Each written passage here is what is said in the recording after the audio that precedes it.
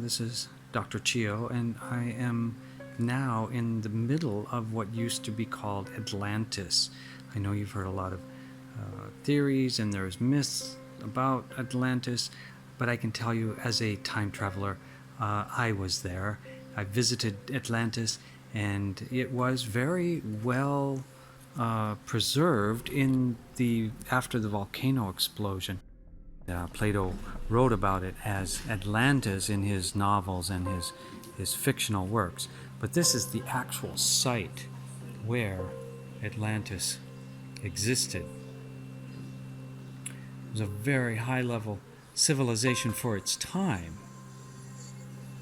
They had flushing toilets back, we're talking 1500 BC, and even further back, maybe 3000 BC. Now, I can tell you, as a time traveler, some people have speculations as to where Atlantis was, but since I've been able to go back and forth in time, then I can tell you this is exactly where Atlantis was situated. Now, Edgar Cayce had a lot of premonitions and prophecies. He talked about very high levels of technology in Atlantis, and that their own technology level led them to their destruction. But I can tell you it was a natural disaster. It was covered with about 60 to 80 feet of volcanic ash, and that put an end to this civilization. But we do want to pay attention to what's going on in our own electromagnetic field. And so that's why I wear the Chi Organizer, which is a small frequency generator that puts out bio-friendly frequencies about 30,000 times per day.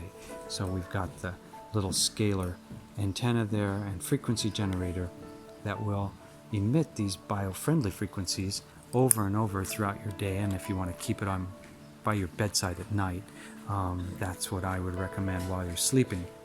And in your time zone, I think it's really important to pay attention to not overexpose yourself to electromagnetic frequencies such as 5G, 4G, 3G, 2G, handphones, and e-meters, the new smart meters.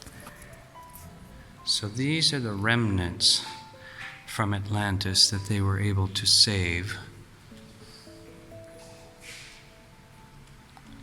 And they're now in the museum in Santorini, which is the island where Atlantis was. As you can see, they had a high level of art, as well as high levels of technology to make this art. They were highly aesthetic.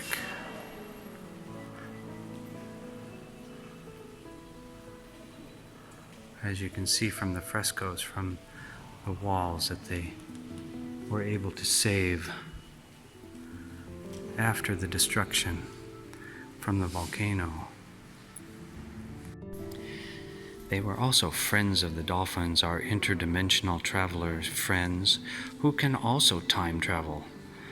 I see them quite often when I'm skipping between the different levels of reality. So basically, this is all that's left from Atlantis.